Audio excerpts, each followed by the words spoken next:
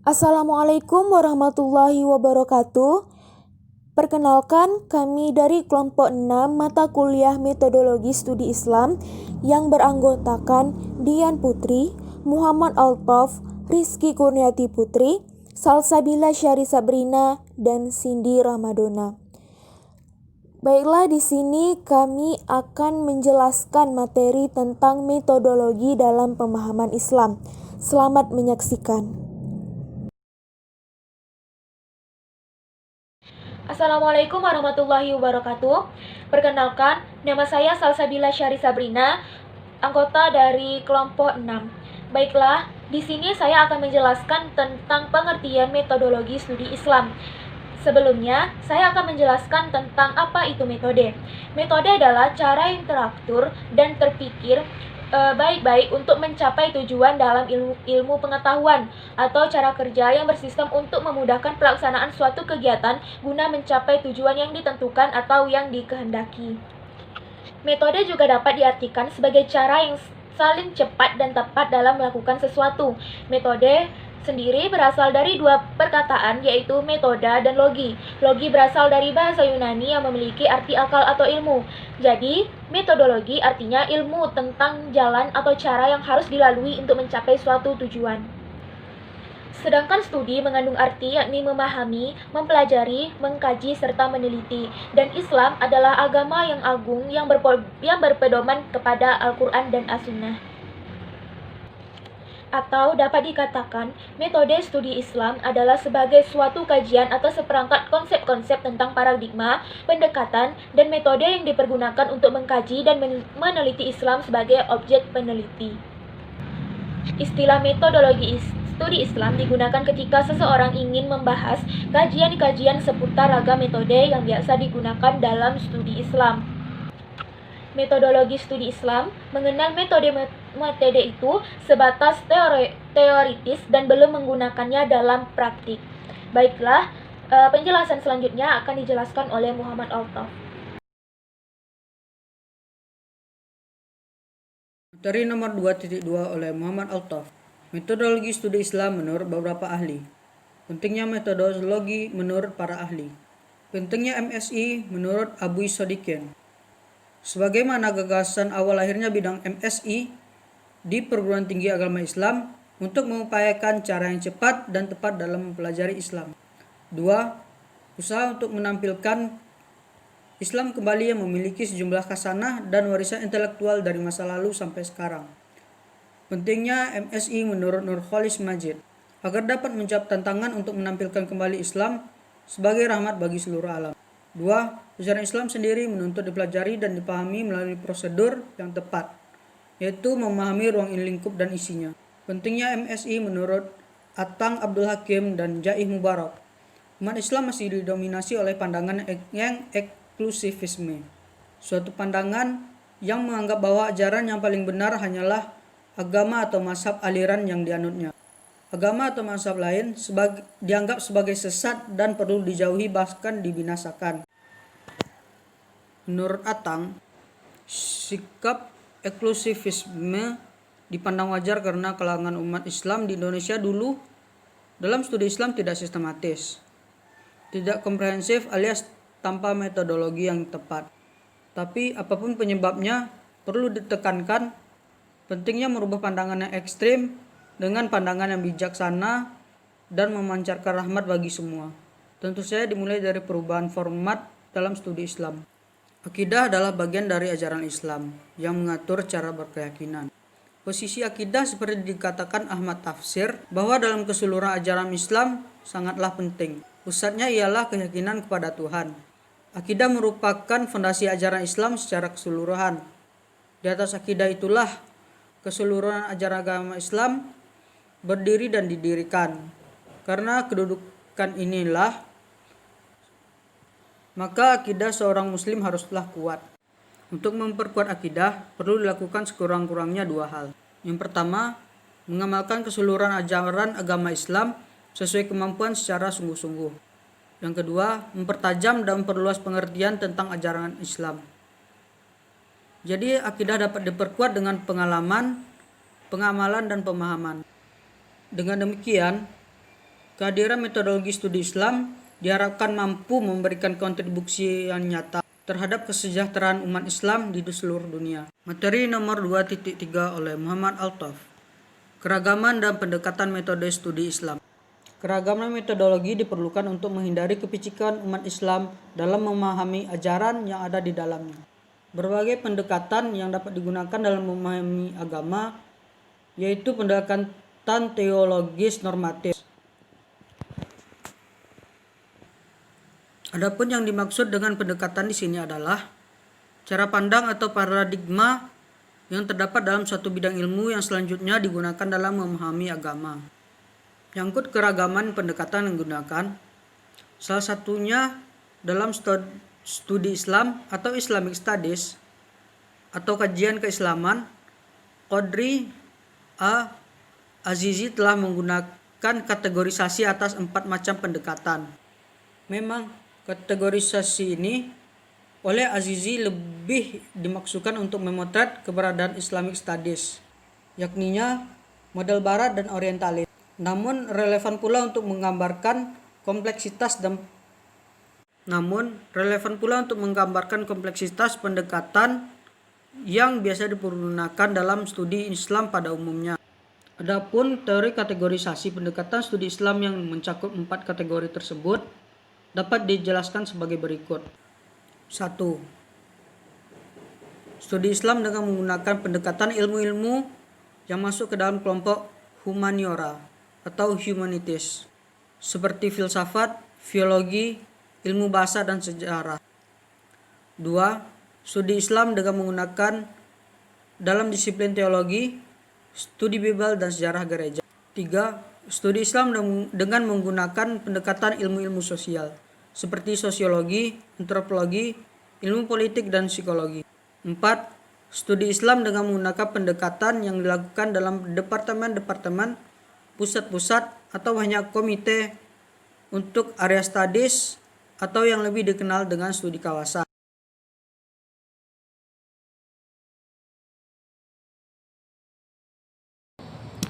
Assalamualaikum warahmatullahi wabarakatuh.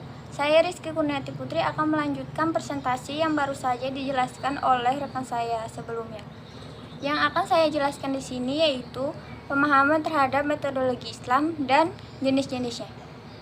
Pemahaman terhadap metodologi Islam sangat dibutuhkan. Dan dengan cara yang tepat, metodologi Islam akan mengantarkan umat Islam terhadap pemahaman yang utuh, integral terhadap Islam itu sendiri.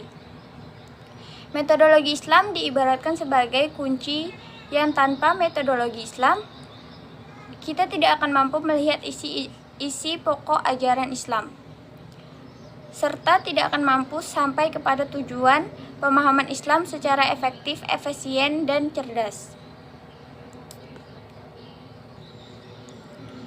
Terdapat pula jenis-jenis metode dalam memahami Islam. Yang pertama, ulumul tafsir. Dalam memahami dan menafsirkan Al-Quran, yang kita perlukan bukan hanya pengetahuan bahasa Arab, tetapi juga berbagai macam ilmu pengetahuan yang menyangkut Al-Quran dan isinya. Yang kedua, ulumul hadis. Ulumul hadis adalah istilah ilmu hadis di dalam tradisi ulama hadis. Ulumul hadis adalah ilmu-ilmu yang membahas atau berkaitan dengan hadis Nabi. Yang ketiga, filsafat, yang secara harfiah merujuk pada kajian filosofi, ilmu pengetahuan dan logika, serta kalam yang merujuk juga pada kajian teologi keagamaan. Yang keempat, teologi. Teologi merupakan ilmu yang mempelajari segala sesuatu yang berkaitan dengan keyakinan beragama. Teologi meliputi segala sesuatu yang berhubungan dengan Tuhan. Yang kelima, tasawuf. Tasawuf yaitu ilmu untuk mengetahui bagaimana cara menyucikan jiwa, menjernihkan akhlak, membangun dahir dan batin, serta untuk memperoleh kebahagiaan yang abadi. Yang keenam, mistis Islam. Di dalam Islam yang termasuk pengetahuan mistis ialah pengetahuan yang diperoleh melalui jalan tasawuf. Pengetahuan yang diperoleh tercakup dalam istilah ma'rifah ittihad atau hulul. Pengetahuan mukasyafah juga merupakan pengetahuan mistis dalam tasawuf yang diperoleh memang bukan melalui jalan indera atau jalan rasio. Yang ketujuh, kajian fikih. Kajian fikih adalah salah satu bidang ilmu dalam syariat Islam yang secara khusus membahas persoalan hukum yang mengatur berbagai aspek kehidupan manusia, baik kehidupan pribadi, bermasyarakat, maupun kehidupan manusia dengan jalan Tuhannya. Yang terakhir, kaidah usuliyah. Kaidah usuliyah adalah dasar-dasar pemaknaan terhadap kalimat atau kata yang digunakan dalam teks atau nas yang memberikan arti hukum tertentu dengan didasarkan kepada pengamatan, kebahasaan, dan kesusastraan Arab. Sekian dari saya.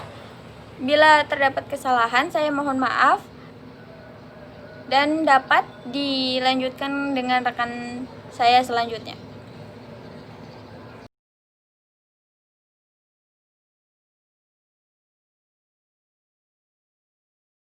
Metode kajian dalam memahami Islam. Tujuan diturunkannya syariah: 1. Menjaga agama, 2. Menjaga jiwa, 3. Menjaga akal, 4. Menjaga keturunan, 5. Menjaga harta. Kaidah fikih Al-Qawaid yang mutlak harus dikuasai.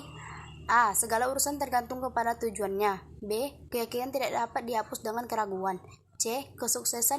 Kesukaran itu menarik kemudahan. D. Kemudaratan itu harus dilenyapkan. E. Kemudaratan itu menghalalkan larangan-larangan. F. Kemudaratan tidak dapat dihilangkan dengan kemudaratan yang lain. G. Menolak kerusakan harus didahulukan daripada menarik kemaslahatan. H. Adat kebiasaan itu ditetapkan sebagai hukum. Metode disiplin ilmu dan kajian isi. Indonesia dikenal bahwa ajaran Islam terdiri atas 3 disiplin, yaitu 1. Akidah, yaitu dimensi Islam yang berhubungan dengan keamanan. 2. Syariah, yaitu dimensi Islam yang berhubungan dengan ketentuan hubungan manusia dengan Allah, saudara seagama, saudara sesama manusia, serta hubungan dengan alam beserta kehidupan. 3. Akhlak, yaitu dimensi Islam yang membicarakan baik buruknya suatu perbuatan, baik secara parsial maupun komparatif. Metode kajian Al-Quran dan sejarah Islam. Menurut Dr. Andus Ali Syariati, ada 2 metode fundamental untuk memahami Islam secara besar, yaitu pengkajian Al-Quran dan pengkajian sejarah Islam. Metode kajian teks secara integral. Pengkajian Al-Quran harus dilaksanakan secara integral dan tidak parsial, serta berkaitan dengan hal-hal yang berupa sebab syariat, penghalang, penjabaran, pengecualian, pembatasan, dan penambahan. Metode kajian sejarah Islam. Ajaran Islam bersifat normatif, namun tidak semua aturan normatif itu dapat diaktualisasikan dengan dioperasionalkan secara praktis. Untuk sampai pada tataran praktis kadang perlu proses pengkajian yang ditopang oleh berbagai aspek kehidupan. Ini yang dimaksud dengan kajian sejarah. Kajian sejarah melengkapi kajian teks dan diarahkan untuk mengungkap konteks tatkala ditemukan teks yang muncul di latar belakangi kondisi tertentu. Metode kajian fenomena alam. Dalam Al-Quran banyak ayat mengangkat fenomena alam yang dapat dipahami dengan kajian kealamannya. Pemahaman terhadap alam memerlukan bimbingan dari Al-Quran, dan pemahaman Al-Quran memerlukan informasi dari alam. Jika Al-Quran dipahami dengan lurus dan alam dikaji dengan objek, maka akan menghasilkan kebenaran. Metode kajian dimensi alam. Farul Rahman menekankan pentingnya pemahaman Islam atas 3 pokok ajaran, yaitu mengimani keesaan Allah, membentuk masyarakat yang adil, dan mengimani hidup sesudah mati. Menurutnya, Islam yang benar hanya dapat dipahami melalui pengkajian konteks sejarah Islam. Menurut Ali Syariati, metode tipologi. Metode tipologi memiliki 2 ciri penting, yaitu mengidentikan 5 aspek agama, membandingkan ke-5 aspek tersebut dengan agama lain. 5 aspek agama tersebut ialah: 1. Tuhan dari masing-masing agama. 2. Rasul atau Nabi dari masing-masing agama. 3. Kitab suci dari masing-masing agama. 4. Situasi kemunculan Nabi dan tiap-tiap agama. 5. Individu pilihan yang dilahirkan dari setiap agama. Menurut metode tipologi, untuk dapat mengetahui lebih luas tentang Islam ada 5 langkah, yaitu: 1. memahami Allah, tema-tema tentang kekuasaan dan keadilannya. 2. Memahami Islam dengan mempelajari Al-Quran. 3. Kitab suci dari masing-masing agama. 4. Situasi kemunculan Nabi dari tiap-tiap agama. 5. Individu pilihan yang dilahirkan dari setiap agama. Menurut metode tipologi, untuk dapat mengetahui lebih luas tentang Islam ada 5 langkah, yaitu 1. Memahami Allah, tema tentang keesaan dan keadilannya. 2. Memahami Islam dengan mempelajari Al-Quran. 3. Memahami dan Islam dengan pelajari pribadi Muhammad bin Abdullah, meneliti suasana dan situasi dengan di mana Nabi Muhammad bangkit. 4. Memahami Islam dan dengan mempelajari kadar Nabi terkemuka. Metode pembelajaran Islam. Pembelajaran Islam tidak hanya pada kajian teks dan pertontonan keindahan konsep Islam sebatas wacana, melainkan harus mencakup pembinaan, penalaran, perenungan, penghayatan, dan pengabaian. 1. Metode penalaran. Pembinaan penalaran diarahkan untuk mengembangkan wawasan dengan cara pandang.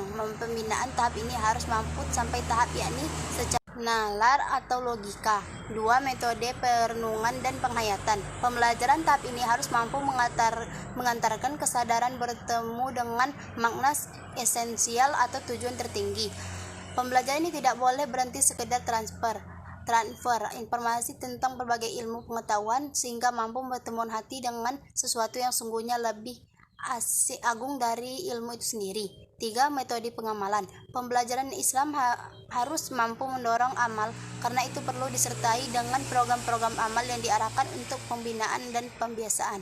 Metode dalam memahami Islam harus dilihat dari berbagai dimensi. Dalam hubungan ini, jika kita meninjau Islam dari sudut pandang saja, maka akan terlihat hanya satu dimensi saja dari gejalanya dan yang bersegi banyak. Mungkin kita berhasil melihatnya secara tepat. Metode memahami Islam yang dikemukakan oleh Nasaruddin Rezak, ia mengajarkan metode pemahaman Islam secara menyeluruh. Cara tersebut digunakan untuk memahami Islam paling besar agar menjadi pemeluk agama yang mantap, untuk menimbulkan sikap yang saling menghormati terhadap pemeluk agama lain. Metode tersebut juga ditempuh dalam rangka menghindari kesalahpahaman yang menimbulkan sikap dan pola hidup beragama yang salah. Untuk memahami Islam secara benar terdapat 4 cara, yaitu yang tepat menurut Nasaruddin Razak, yaitu sebagai berikut. Berhasil melihat 1. Islam harus dipelajari dengan sumbernya yang asli, yaitu Al-Quran, Sunnah Rasul. 2. Islam harus dipelajari secara integral dan secara keseluruhan. 3. Islam perlu dipelajari dari kepustakaan yang ditulis oleh para ulama. 4. Islam hendaknya dipelajari dari ketentuan normatif teologis dalam Al-Quran, kemudian dihubungkan dengan kenyataan historis, empiris, dan sosiologi. Studi Islam yaitu ajaran-ajaran yang berhubungan dengan Islam. Studi Islam sangat berperan dan berfungsi dalam masyarakat. Studi Islam bertujuan untuk mengubah pemahaman dan penghayatan keislaman masyarakat inter dan antar agama. Metode studi ilmu keislaman diharapkan dapat melahirkan suatu komunitas yang mampu melakukan perbaikan intern dan ekstern. Secara intern, komunitas itu diharapkan dapat mempertemukan dan mencari jalan keluar dari konflik interagama Islam. Secara ekstern, studi Islam diharapkan dapat melahirkan suatu masyarakat siap hidup toleran dalam toleransi antaragama. Perbedaan dalam melihat Islam yang demikian itu dapat menimbulkan perbedaan dalam menjelaskan Islam itu sendiri. Jika Islam dilihat dari sudut normatif, Islam merupakan agama yang dalamnya berisi ajaran Tuhan yang berkaitan dengan urusan akidah dan muamalah. Sedangkan ketika dilihat dari sudut historis atau sebagaimana yang tampak dalam masyarakat, Islam lebih tampil sebagai sebuah disiplin ilmu.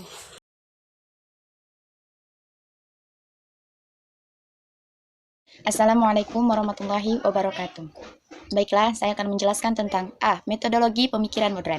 Pemikiran modern dapat diartikan arah pemikiran yang maju menuju kepada pembaharuan. Menurut Muhammad Abduh, terdapat 2 macam metodologi pemikiran modern, yaitu: pertama, pemikiran yang sekuler, yakni pemikiran yang menjaga akidah Islam, tapi juga mengaplikasikan pemikiran Barat sebagai hukum positif. Pemikiran ini cenderung kepada sekularisme, yang bertujuan memisahkan agama dan negara dan menjadikan hukum positif Barat sebagai pengganti syariat Islam yang masih memerlukan pembenahan.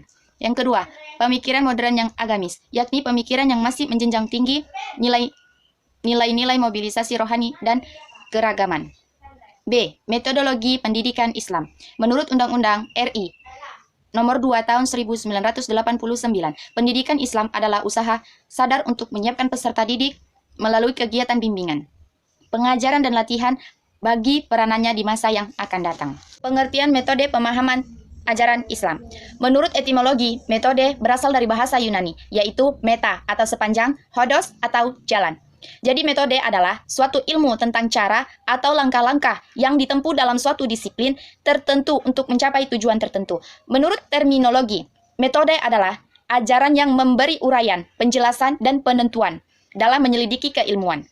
Hugo F. Frieding mengatakan bahwa metode adalah kelogisan penelitik ilmiah. B. Kegunaan metode pemahaman ajaran Islam.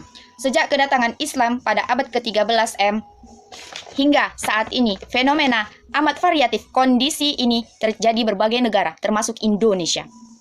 Pada tahap berikutnya, yang menjadi primadona masyarakat Islam adalah ilmu teologi atau kalam, sehingga setiap masalah yang dihadapi selalu dilihat dari paradigma teologi. Begitu pentingnya peranan metode pemahaman ajaran Islam dalam kemajuan dan kemunduran pertumbuhan ilmu. Pendidikan Islam merupakan cara atau usaha yang dilakukan untuk kegiatan bimbingan dan pengajaran pendidikan. Pengajaran dalam memahami Islam. Metodologi pendidikan Islam adalah jalan atau proses yang harus dilalui di mana faktor iman dan kemampuan bertakwa dalam perilaku pribadi dan sosial. Ada beberapa metode yang digunakan dalam pendidikan Islam. Di antaranya adalah yang pertama, ta'lim. Ta'lim diartikan juga sebagai pengajaran. Biasanya, ta'lim ini salah satunya adalah ceramah yang digunakan oleh para pendidik dalam mengajar ta'lim merupakan metode dasar dalam pendidikan. 2. Tabiun metode ini biasanya pendidikan harus menjelaskan materi atau objek dengan benar, supaya materi tersebut benar-benar jelas dan dimengerti oleh orang tersebut. 3. Tafsil pendidikan harus menjelaskan secara detail tentang persoalan yang dibahas. Penjelasan tersebut tidak dilarang atau dibuat-buat, serta mempunyai sumber yang jelas. 4. Tafhim metode ini digunakan pendidik untuk memberikan kesamaan persepsi mengenai benda, permasalahan, ataupun kasus yang dibicarakan. Metodologi tekstual dan kontekstual. Tekstual dapat diartikan mengacu pada teks. Metodologi tekstual menekankan pada signifikasi teks-teks sebagai kajian Islam dengan merujuk pada sumber-sumber suci dalam Islam. Metodologi kontekstual merupakan metode untuk memahami dalam kerangka konteksnya, baik ruang dan waktu. D. Metodologi mukarona mazhab. Secara etimologi, mukarona berarti membandingkan dua hal atau dua perkara, atau lebih menurut bahasa. Mazhab berarti jalan atau tempat yang dilalui. Mukarona mazhab yaitu bidang yang mengkaji dan membahas tentang hukum yang terdapat dalam berbagai mazhab. 2.9. Metodologi pemahaman Islam di Indonesia.